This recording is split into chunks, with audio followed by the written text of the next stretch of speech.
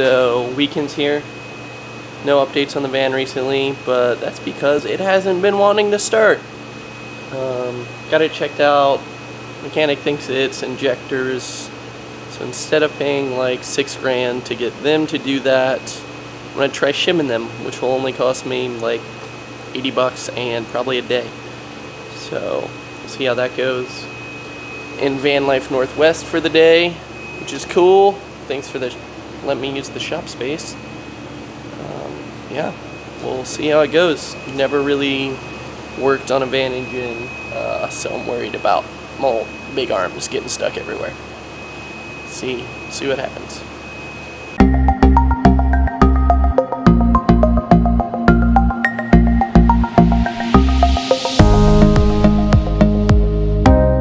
Alright, so an hour in, I removed a total of 4 bolts, 5 bolts.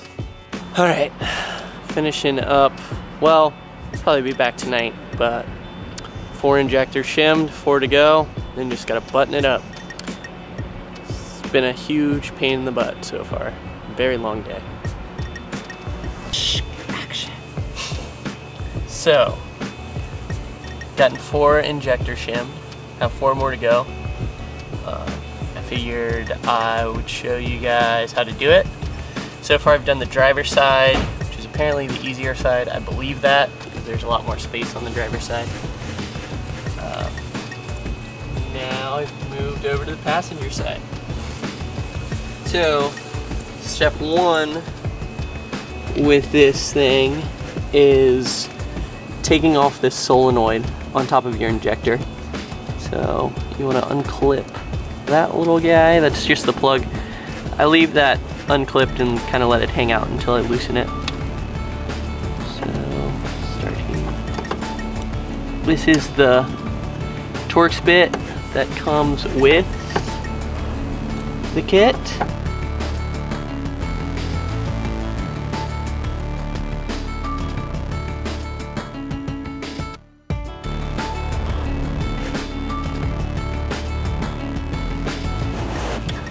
Alright, so getting back to it, remove the top 4 screws, got your wire unplugged. You're going to carefully just hold that in place kind of while you pull it up. Those wires are zip tied together, and the zip ties get fragile over time, so better to just grab it so you don't break one. Pop the spacer off. It's secured with the 4 screws we already took out, so throw that there.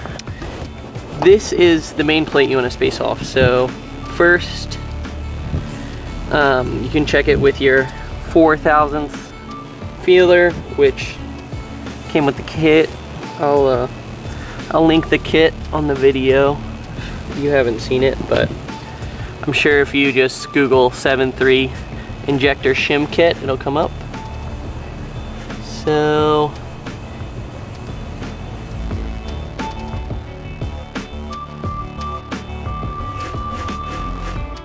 before you can take that off, you gotta put the spacer back on. Having the spacers there allows you to break this sucker loose. So yeah, like I was saying, this inverted torx really wants to strip, so just be extra careful.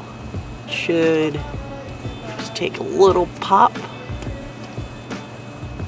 and then hopefully it'll just thread off by hand from there. That's what the other ones have been doing. Let's see if I actually got it. Yeah. So now you can tell it's loose. I'll just grab my tool. This is the same bit. So there's your little plate. So this is, you know, this is where I was just loosening, taking out. Just so you know, these lines in here, these channels let oil pass through. So you want to make sure you mount it horizontally. You don't want these. This is wrong.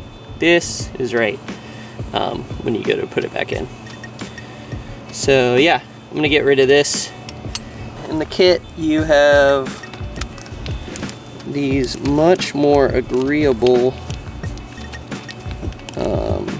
torque screws, which are nice.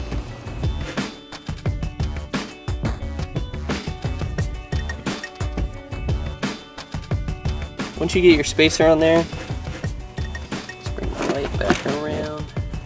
You get your spacer on there. It'll stick to the plate pretty well because everything's so oily.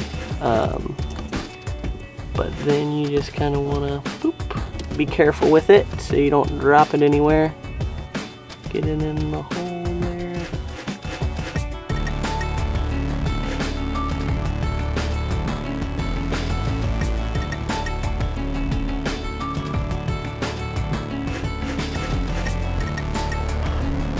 Alright, so once you've got this nipped up, it's important, you'll have to mess with it a little bit, but you want to get it as square in there as possible. You know, just kind of eyeball it using the spacer. It's not too difficult.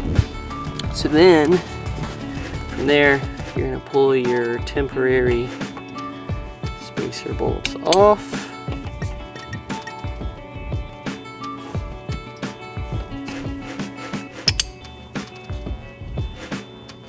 Spacer, and you want to recheck with your feeler gauges, so go ahead and check with the 2 first. The 2 should be easy breezy because we put a 3 in there, so yep, that's nice, that's pretty good. 4.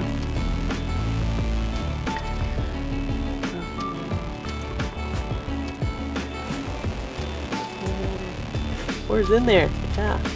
Like I was saying, we did 3 thou for that little central plate. So now we're going to do the same thing for the solenoid.